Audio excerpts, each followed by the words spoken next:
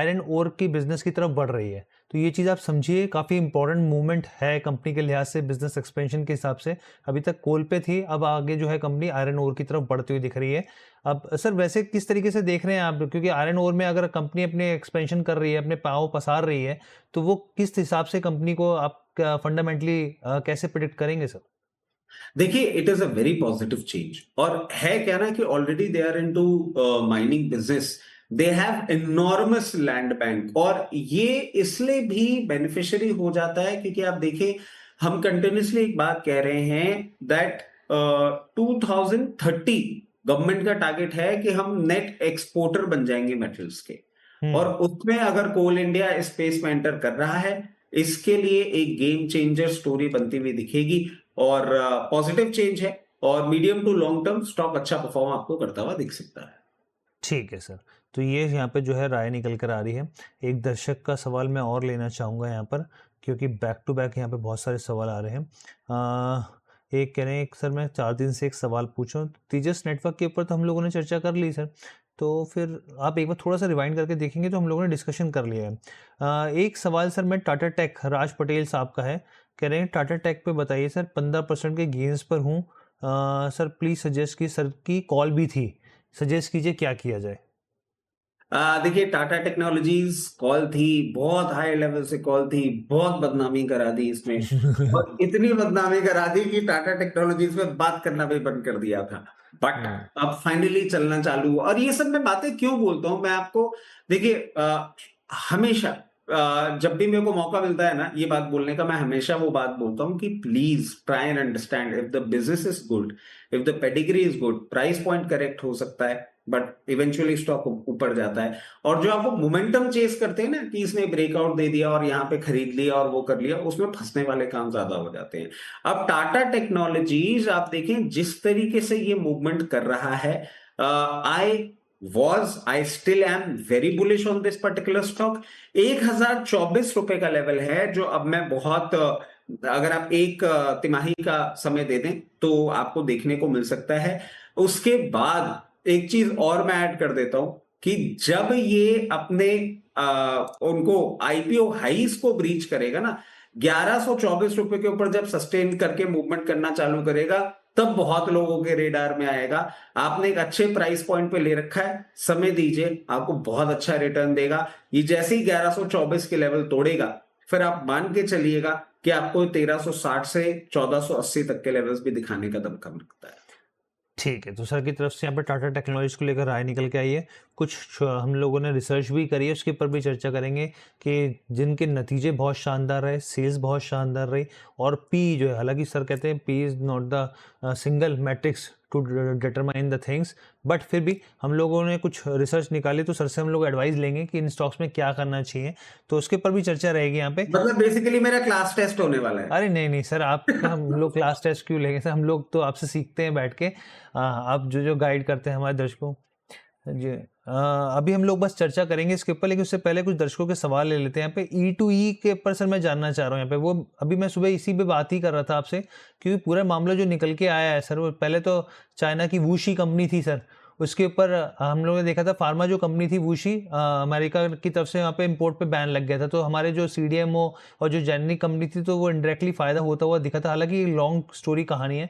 अब दूसरी तरफ खबर निकल के यही आई है कि अमेरिका की तरफ से जो है, जो डाटा सेंटर के कंपोनेंट्स है, उसके इम्पोर्ट पे जो है रोक लगाने की तैयारी की जा रही है। वो बेसिकली नेशनल सिक्योरिटी को लेके बहुत सारे कंसर्न्स हैं। अब ऐसे में सर इस हफ्ते के दौरान ही सर ई2ई है, या फिर अगर आप दूसरे स्टॉक स्टरलाइट टेक्नोलॉजी जैसे शेयर देखेंगे, वो भाग गए सर। अभी हालाँकि ये गिरावट भी देखने को मिल रही है इन शेयरों में। आप किस तरीके से देख रहे हैं यहाँ पे? एक तो ये हर्षा जी का सवाल ले लीजिए सर, 150 शेयर हैं 279 के भाव पे, और आपको क्या पसंद आ रहा है सर इस स्पेस में? ई2ई नेटवर्क 279 के भाव पे है। इन्होंने खरीदा है सर, जो ये बता रहे हैं। कॉन्ग्रेचुलेशन सबसे पहले तो। और आपको एक और चीज बोल देता हूं कि आपने जिस प्राइस पॉइंट पे लिया है, बहुत डिसिप्लिन्ड तौर पे अपने आप को आपने इसमें निवेशित रखा है। सबसे पहले आपके लिए इंपॉर्टेंट चीज मैं बोल देता हूं, 492 ये आपके लिए होगा स्टॉप लॉस। 492 के नीचे अगर ये मेंटेन करता हुआ आपको दिखे, 50% पोजीशन ऑफलोड कर दीजिएगा, क्योंकि उसके बाद आपको पेन पॉइंट इसमें बढ़ता हुआ दिख सकता है, जो कि ग्रेजुअली इसको 283 लेवल्स तक भी वापस लेकर आ सकता है।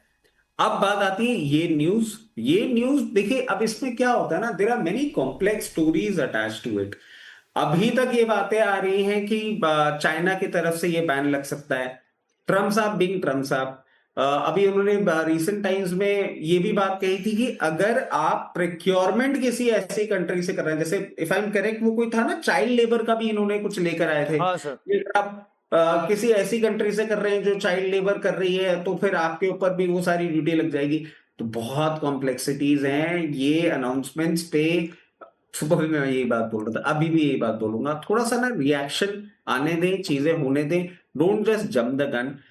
E2E नेटवर्क एक अच्छा परफॉर्मेंस जरूर आपको करता हुआ दिखाया है, बट अभी मैं समझता हूं थोड़ा सा इन लेवल्स पे आपको एक बार कंसोलिडेशन करता हुआ दिखाएगा। और ब्रॉडर रेंज अगर कंसोलिडेशन के मैं देखूं तो 540 और 540 का अपर एंड जो है वो 624-30 लेवल्स पे ही मुझे बनता हुआ दिख रहा है। कोई ब्रेकआउट मूवमेंट सिर्फ मैं तभी देख पा रहा हूं जब ये 634 के ऊपर सस्टेन मूवमेंट आपको करता हुआ दिखाए। इसके साथ साथ स्टरलाइट टेक्नोलॉजीज, देखिए ब्लू व्हाइट बॉय है, जी sir. I I simply love this particular counter.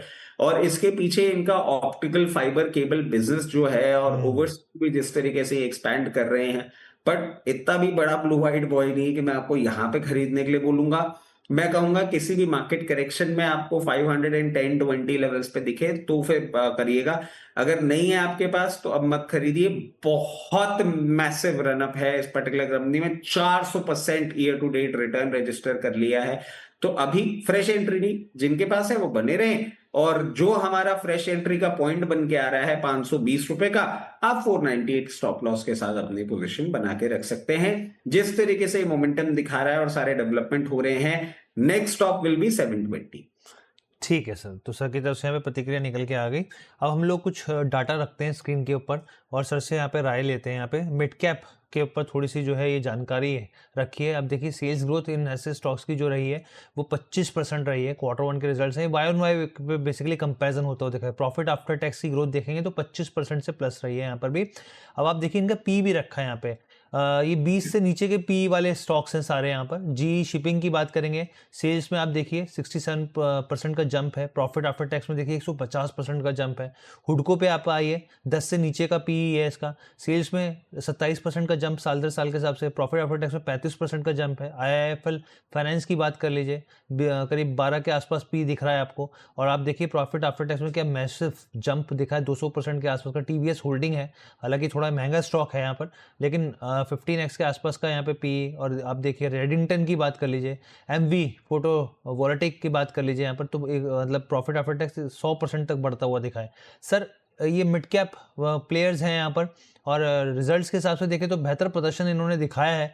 आप इसमें कैसे देख रहे हैं मिड कैप स्पेस में, और इन स्टॉक्स में आपकी क्या क्या राय रहेगी? देखिए, जो आपका सबसे पहला स्टॉक है वही मेरा फेवरेट स्टॉक है। हमने सुबह भी इसके बारे में बात करी थी, GE शिपिंग। ये बहुत ही उम्दा कंपनी है, और आप इसको ऐसे देखें, मुझे और अच्छी क्यों लग रही है क्योंकि GE शिपिंग शिपिंग इंडस्ट्री में तो है ही है। इसका एक और बड़ा जो प्ले है ना वो ड्रिलिंग से रिलेटेड है। और अभी आपने देखा होगा कि हम बहुत ज्यादा ड्रिलिंग की ओर अग्रसर हो रहे हैं। अब हम एक्सप्लोर कर रहे हैं अपना पूरा का पूरा जितना भी ऑयल रिजर्व्स है, after what we have got hit by in from February। तो मुझे जी शिपिंग एक ऐसा स्टॉक लगता है इन लेवल्स पे भी जो कि बहुत ही उम्दा है। हाई लेवल से करेक्ट जरूर किया है, बट इस प्राइस पॉइंट पे भी मैं आपको बोलूंगा अच्छा अपसाइड रजिस्टर करने का दमखम रखता है। और अगर आप यहाँ पे पोजीशन बना रहे हैं after looking at the report जो हर्ष बाबू ने आपके सामने अभी प्रेजेंट करी है, सबसे पहला लेवल मीडियम टर्म में हम 1800 का देख पा रहे हैं, और 1800 के लेवल्स को सस्टेन मूवमेंट ये करता है।